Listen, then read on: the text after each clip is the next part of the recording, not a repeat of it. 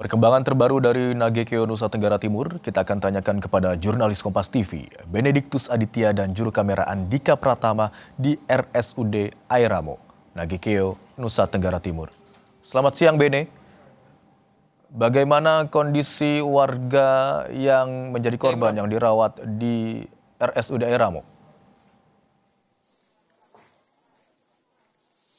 Ya, Imron dan juga saudara, saat ini saya tengah berada di RSUD Airamo di Kabupaten Nagekeo, di mana Nagekeo sendiri merupakan pusat titik gempa.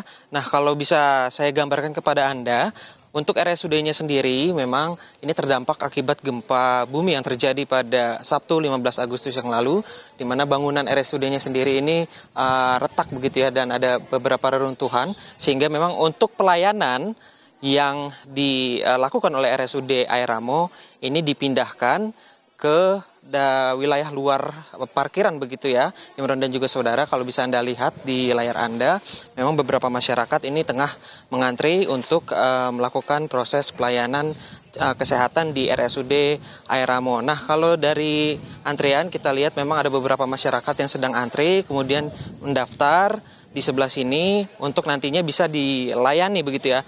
Tidak hanya pelayanan umum yang melayani di luar begitu, tapi juga tadi kami melihat ada dari IGD juga harus dibuatkan tenda khusus, Imron dan juga saudara, karena memang untuk bangunan di RSUD-nya sendiri di dalam ini sudah tidak memungkinkan untuk melayani di dalam, sehingga memang cara alternatifnya adalah membuka tenda di luar dengan mendirikan rumah sakit lapangan. Nah, untuk mengetahui lebih lanjut lagi terkait dengan apakah ada korban yang dirawat di sini, begitu ya, sudah bersama kami Direktur RSUD Airamo, Ibu Chandra. Bu Chandra, selamat siang, Ibu.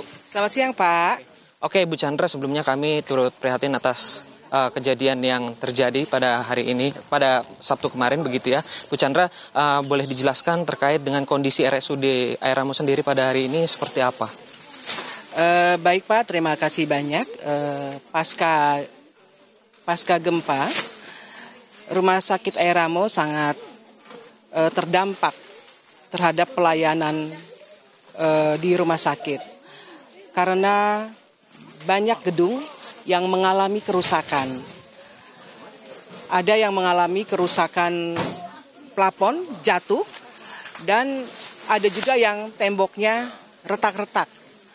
Malah gedung di manajemen itu temboknya jebol, runtuh temboknya. Sehingga setelah melakukan penilaian terhadap gedung-gedung di unit-unit pelayanan, kami memutuskan untuk melakukan pelayanan di luar gedung, di tenda-tenda. Sehingga saat ini pelayanan rawat jalan IGD, pelayanan rawat inap, intensif dan perawatan biasa dilakukan di tenda-tenda. Dokter Chandra, terkait dengan apa saja yang sebenarnya dibutuhkan pada saat ini, kemudian juga apakah untuk SDM-nya dari tenaga medis ini memenuhi atau tidak, bisa diceritakan? Pada saat kondisi gempa seperti ini, Rumah Sakit Airamo tidak bisa melakukan pelayanan di dalam gedung. Terutama saat ini yang tidak bisa dilakukan adalah pelayanan tindakan operatif. Sehingga kami sangat membutuhkan tenda darurat untuk rumah sakit lapangan, untuk pelayanan operatif, sehingga pasien yang terdampak gempa bisa kami lakukan operasi di Rumah Sakit Umum Daerah Airamo, tidak perlu dirujuk. Untuk SDM, kami memiliki SDM yang cukup lengkap, dokter bedah, dokter anak, dokter interna, dokter kebidanan, saraf, kami memiliki. Tetapi untuk kasus patah tulang kami tidak memiliki dokter spesialis ortopedi. Dokter, kemudian untuk pasokan obat-obatan ini seperti apa untuk di RSUD sendiri, dan juga jika pun tidak bisa melakukan tindakan operasi di RSUD sekarang, ini jalan keluarnya seperti apa? Untuk saat ini untuk obat-obatan mencukupi. Tetapi kami juga mengirimkan permintaan kebutuhan obat-obatan untuk 2-3 minggu ke depan. Dan kami disupport oleh Kementerian Kesehatan. Untuk pasien yang tidak bisa kami lakukan tindakan operasi di sini, kami merujuk ke rumah sakit tetangga, Rumah Sakit ND dan Rumah Sakit Bejawa. Terima kasih Dokter Chandra atas kesempatannya. Silakan melanjutkan aktivitasnya kembali. Terima kasih banyak. Ya, Selamat baik. siang. Imran dan juga saudara, itu dia perbincangan saya dengan Dokter Chandra begitu ya, bahwa tadi disampaikan masih ada beberapa kebutuhan, terutama obat-obatan dan juga tenda darurat. Imran. Masih membutuhkan sejumlah obat-obatan. Keperluan lainnya adalah tenda darurat untuk membangun rumah sakit lapangan serta dokter spesialis ortopedi untuk keluhan patah tulang. Bene, yang juga mungkin Anda mendapatkan informasi bagaimana dengan kebutuhan pokok bagi warga di sana yang mengungsi. Apakah kebutuhan sudah terdistribusi dengan baik dan kebutuhan sudah terpenuhi?